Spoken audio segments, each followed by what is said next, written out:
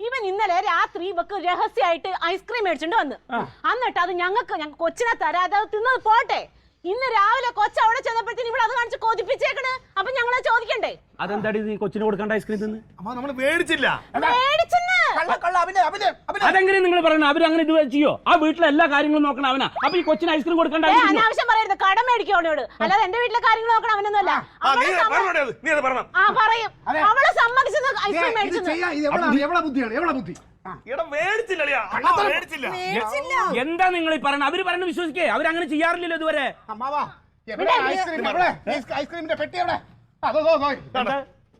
ഈ ഒരു കുന്ത എവിടെ കണ്ടിട്ടാണ് ഈ പ്രശ്നത്തിലായത് അമ്മാവ ഇതവിടെ താഴെ കിടന്നതാ ഞാൻ എടുത്ത് മുകളിൽ വെച്ച് അപ്പൊ ഈ തക്കളി എന്നോട് വന്ന് ചോദിച്ച് നിങ്ങൾ ഐസ്ക്രീം മേടിച്ച് തിന്നാന്ന് അവളെ പറ്റിക്കാൻ വേണ്ടിട്ട് ഞാൻ പറഞ്ഞതാ ഞങ്ങൾ രണ്ടും കൂടെ ഐസ്ക്രീം തിന്നത് അതിനെ ഈ കിടന്ന് ബഹളം വെച്ചോണ്ടിരിക്കുന്നു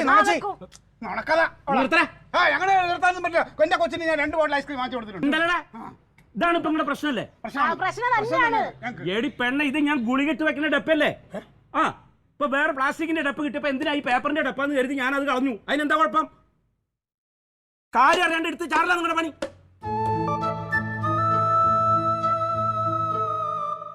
ആദ്യം പരസ്പരം അങ്ങോട്ട് ഇങ്ങോട്ട് വിശ്വസിക്കാൻ പഠിക്കും അവരിന്ന് വരെ അങ്ങനെ ചെയ്തിട്ടുണ്ടാ ഇല്ല എന്ന് പറഞ്ഞാൽ അത് വിശ്വസിക്കണം പരസ്പരം അങ്ങോട്ട് ഇങ്ങോട്ട് വിശ്വസിച്ചാ ജീവിക്കേണ്ടത് ഇല്ലെങ്കിൽ ഇതുമാതിരി 100 പ്രശ്നങ്ങളുണ്ടാവും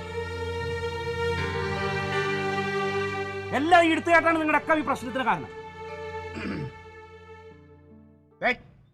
ഐസ്ക്രീമിന്റെ ഒരു 500 രൂപ ഇവിടെ എത്തിച്ചു തന്നോണം 500 രൂപ 500 രൂപ വെറുതെ നീ വീണ്ടും തർക്കത്തിന് പോവാ ഐസ്ക്രീം മേടിച്ചല്ലേ നമ്മുടെ കൊച്ചിനല്ലേ ആണ്ട് കൊടുത്തേക്ക്